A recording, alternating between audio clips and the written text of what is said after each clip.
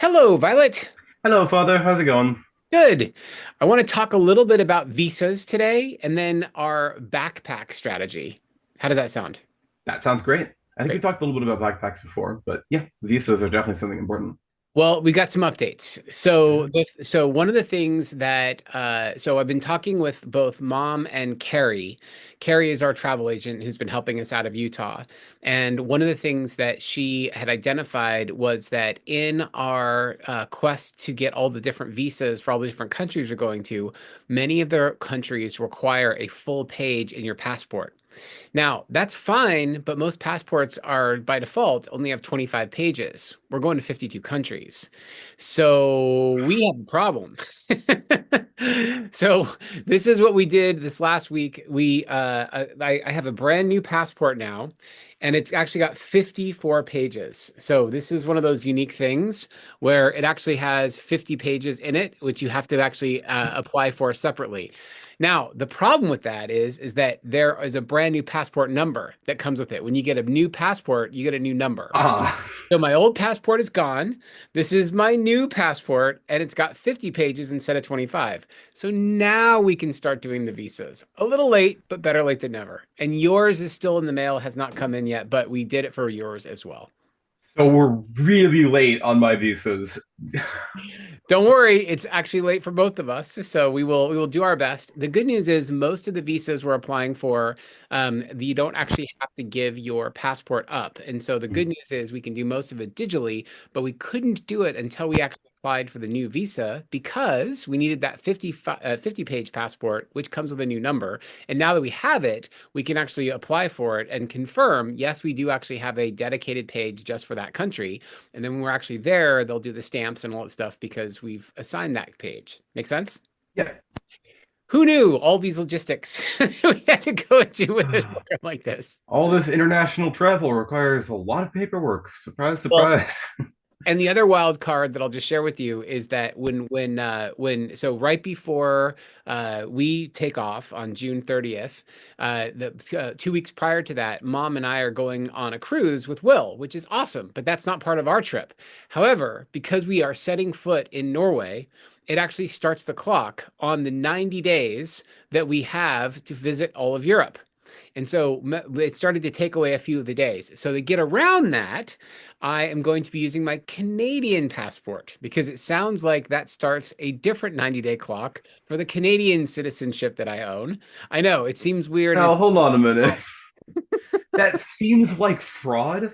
I don't know that it is It's legally, not but it fraud. seems like it. You're right. You're right. It's trickery. I agree with you. But the thing about it is that if I use my US passport when I go into Norway on the cruise ship, then it begins to chip away at our 90 days. And it turns out you and I are spending exactly 89 days during our European trip. So those few extra days that would actually be in Norway would actually stop us from being able to complete our journey. Now, I don't Hmm. actually know what happens. Here's what's really funny about that.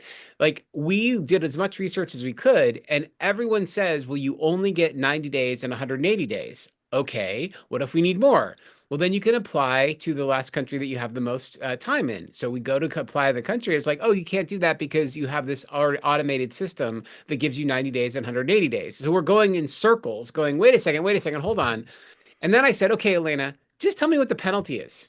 Like, do we pay a fine? Do we go to jail? It's like, yeah, every country has its own thing and it doesn't seem to be super clear. So it's like, how do people who want to travel more than 90 days in Europe, what do they do? No one seems to have a clear answer. And all this just went into effect, by the way. So we would be the first test cases. So let's avoid that. Now I you am okay with not figuring out what those penalties are. I think I can live without it. Yeah, this literally went into effect this year. So this is like a new 2025 rule that the European Union got together and said, "Here's how we're going to handle all this." And the good news is, like the new passports come with this little plastic part, right? Which is basically like has RFID built into it. So it's going to make it easier for us to get in and out of these countries throughout Europe, which is awesome. And I love that.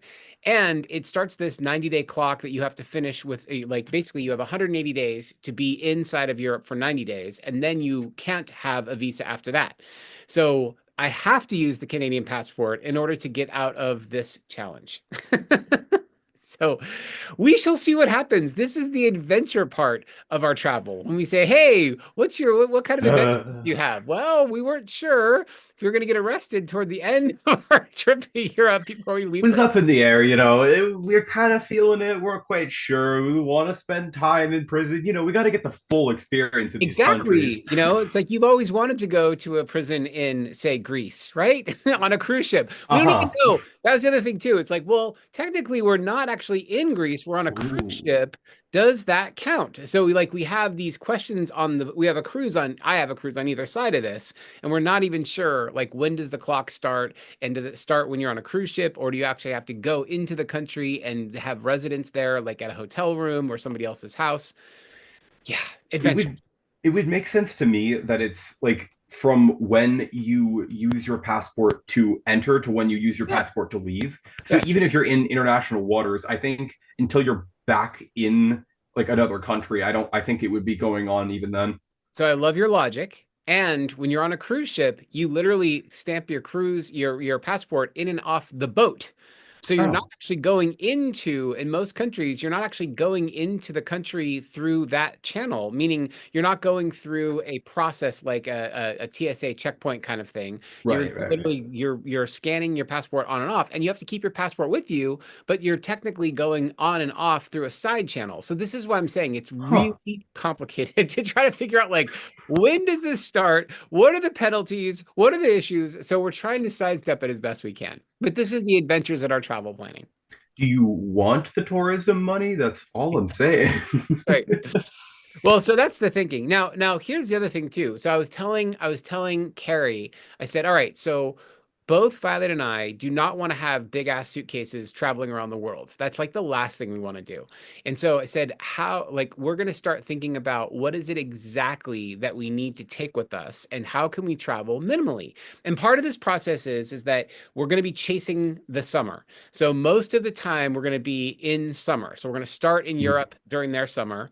Then once we actually finish through Greece, it'll just be starting to become spring, and then we'll fly over to Japan right before their end of sorry, right in their fall, right as they're going into fall. Then we're going down to Thailand, and then we're going to start summer again, right? And so we'll do all that, and then just when it starts getting cool in Vietnam, we'll fly down to Australia where it's their dead of summer in January. You know what I mean? So it's like we're going to keep chasing the sun. We're gonna get so bored of the hot weather. That's gonna oh. Oh, don't worry. We'll get some fall, we'll get some spring, but it'll be sprinkled throughout. The point is, the majority of the time, we won't need a jacket, which is good. Yeah, It's one less that's the bulky thing goal. to keep. But what I was saying was, I was asking Carrie. I said, "So, what are some of the things that we could do to sort of simplify all this?" Am I boring you?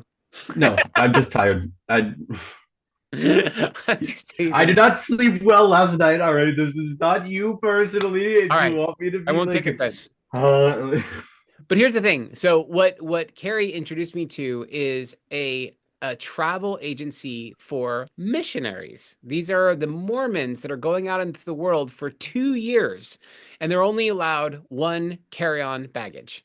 Right. So yeah. So the good news is you and I are only going for 1 year, but this concept still apply. Like what does this travel outfit share with the missionaries who are going to be traveling the world 2 years, minimal stuff that they want to be schlepping around.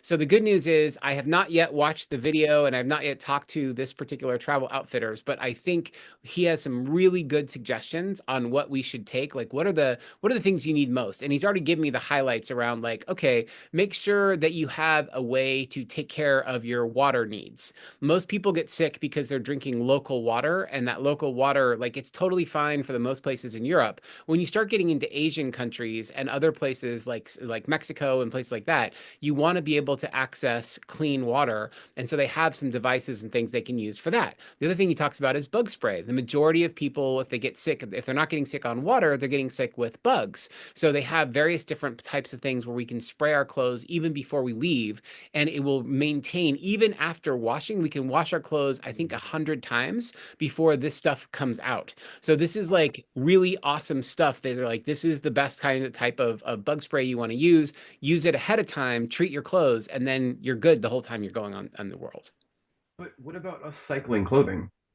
What about, yeah, yeah, no, we'll do that too. We'll do that too. If we need more clothes, we can do that, and we'll have some extra backup of this bug spray that we can use for what we need. But the thing is, for our core clothes, when we're like, if we're going through any areas that are very buggy, anything that's close to the equator, that's the places where we want to make sure we've got some extra clothes that are essentially pre-vetted with bug sprays. So Got even you. if we're Okay. buying new clothes, like that's the stuff we're traipsing around. It's like, let's not get eaten by bugs, you know? Mm.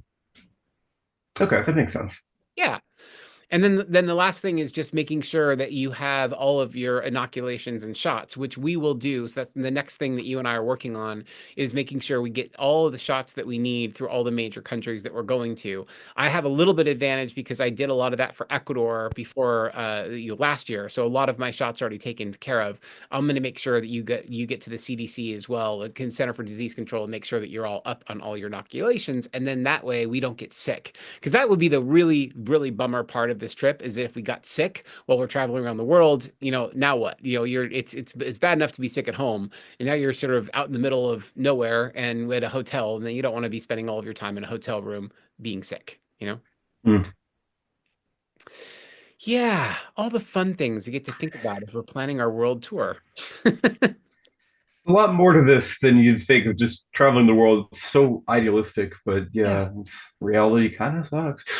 Well, yeah, and I think, the thing for me has been constant balance between where are the places where we want to leave spaciousness to be able to just explore, and where are the places where we want to be very clear on like meetings and check in with people and things of that nature. So a lot of that has been trying to find that balance. One thing I have not yet done is reserved an RV in New Zealand, but that's one of the things I want to do is once we get down there, I would love for us to be able to drive around because we don't have the same train system as we do when we're in Europe. So it'd be nice to be able to just drive an RV and go to all the different places we want to hike and check out. Am I able to drive that RV? Is there a different license I need or like age requirement? That I don't know. Well, when we get to the reservation, I'll ask. So most of the places you have to be 18 in order to drive, which is good, but in the Good. US it's 25 to be able to rent a car. What I don't know Exactly. is if that applies internationally or that's just a US requirement. If it were the US, the answer is no, you wouldn't be able to drive. But Yeah. when going into New Zealand, they might have different rules and their 18 years of age tends to be like they're adults and they may be treating everyone that same way or not. So we'll find out when we do the reservation whether or not you can drive. And when we're in New Zealand, mm, Hmm. will I be 19 at that point? I'm trying to think of Yes, when that you is. will be Yes, I'll be 19. 19 then. Yeah, But I still don't know if that's going to meet the requirement or not. yeah, So we'll see. we'll see. Well, you can be my passenger and you can keep me awake. Passenger Princess. Yay. So that'll be good. There's one other thing I was going to share too, which is when we're thinking about all these things. One of the things that I've been very surprised, like very happy with, is just like the number of people who have reached out and shared, like, "Hey, we want to meet up." I just met another coach in the Philippines who's found a sort of a floating house, which basically she's asking us to join her in, which would be amazing. And I'll show you that separately. But basically, it's this whole area which have houses on the water, which is like incredible. So yeah, so we're gonna have some really neat, unique experiences even in the Philippines, and that might be where Will might join us for the holidays because we'll be around the holiday time frame. He'll be out of school, so he hasn't confirmed yet, but we know Mom's gonna join us for part of it. I think we're gonna be able to get Will out as well, so it'd be like nice to have the whole family together in December. You like in a resort or something like that, just taking a break from all of the hectic travel parts and just Yeah. relaxing. That sounds really fun. Yeah. Yeah, and we're gonna do that. Like, in addition to like when we're doing all of this other stuff, that's part of the spaciousness. I'm looking at where are the places where we take breaks and where do we like just lay on the beach and do absolutely nothing. And we'll have some downtime and we'll have some sort of hurried up and you Where know, do we take vacations from our vacation? yeah, exactly.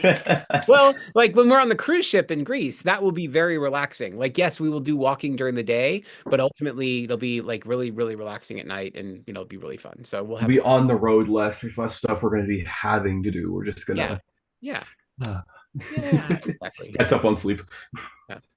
So going back to the missionary, it's like I'm excited to learn what it is that they're recommending that we take, and then what we'll do is we'll start packing our bags to approach to do that. Oh, my friend Steve Fishman also is going to help us in Poland. So I didn't have any place for us to stay or things to do in Warsaw, but I just talked to him this last week, and he has a place that in Warsaw that he'd like us to come visit. So we have a new destination in Poland, which is going to be super fun. And so like some of those things are starting to shape up as well as more and more people find out about what we're doing, which is so cool. It's amazing that we're getting the word out there. There's actually people who are like showing up for this. I love that.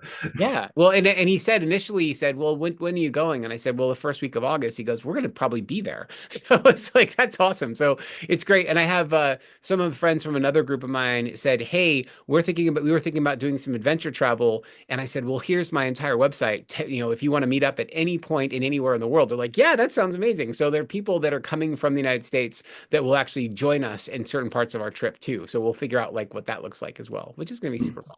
So, yeah. So I'm excited to learn more about what the missionaries do to pack light and travel for an entire year. We'll see what we do on that front. I had another friend tell me that we should probably switch to T-Mobile because they have the best international plans, especially with the new Oh, Satlink. Yeah. yeah, yeah, that makes sense.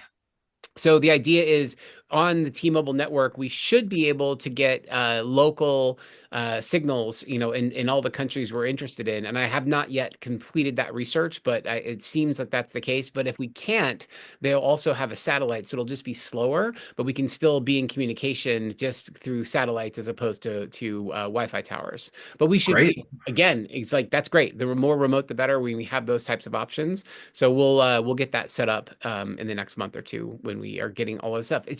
It's amazing to me. I've got 11 more weeks until I am done with my time at Positive Intelligence, and then we got another like 4 weeks after that until we actually are ready to go. So we're like 15 weeks out from traveling around the world. It's gonna It's come. halfway through March. Yeah. That's wow. Wow. It's starting to become very real. Yep, this isn't like a lofty idea where we're doing this. Yeah, exactly. Have you picked your time that you want to meet with your friends once a month and sort of check-in times? Have you figured that part out yet? Schedules are so inconsistent. I'm trying to figure that out, but when Yeah. people start to, it sets in that I'm just not going to be around. I think that I think they'll move a Yep. little more. And figure a time out. That's good. Yeah. Well, good. Anything else? We haven't talked for a couple weeks, and I'm just curious. Like, so we talked about the visas, we talked about the packing list, and we'll continue to refine that. We talked about our mobile phone strategy, which is great. Oh, Veronica has helped us with. We have a an international debit card now that we can use any ATM machine and withdraw in local currency. So that's great. So we don't have to worry about foreign exchange rates and all this stuff. It's all going to be through Schwab, which is amazing. So we will be able to hit any ATM that we need and get cash when we need it. So that's awesome. If we can't That's use, amazing. yeah, I'd rather use credit cards when we can, but if we can't, then we'll get cash when we need cash. So it's little things like that. Just keep Yeah. it going, keep going. What else we got? What else we need to figure out? Yeah, good. Yeah. That's it for me. That's it for me. That's the latest and greatest. There's enough. Wonderful. We're making progress. It's Yeah, coming up quickly. yeah, So, good. All right. Well, think about what else you want to talk about next week as we only have a few more of these sessions going through. I think we'll take this through May and be done with the part of the planning process in the May timeframe. June is when I'll be doing the cruise with Mom and Will. And then when we come back, we'll start posting from the road. So I'll start, mm, taking videos and things when we're actually out there and share it with everyone else. So think about anything else that you want to cover in terms of our planning process as we think about this going into it. And I'll make sure we cover that next week. okay. Sounds good. All right. Bye. Bye, Violet. Thank you.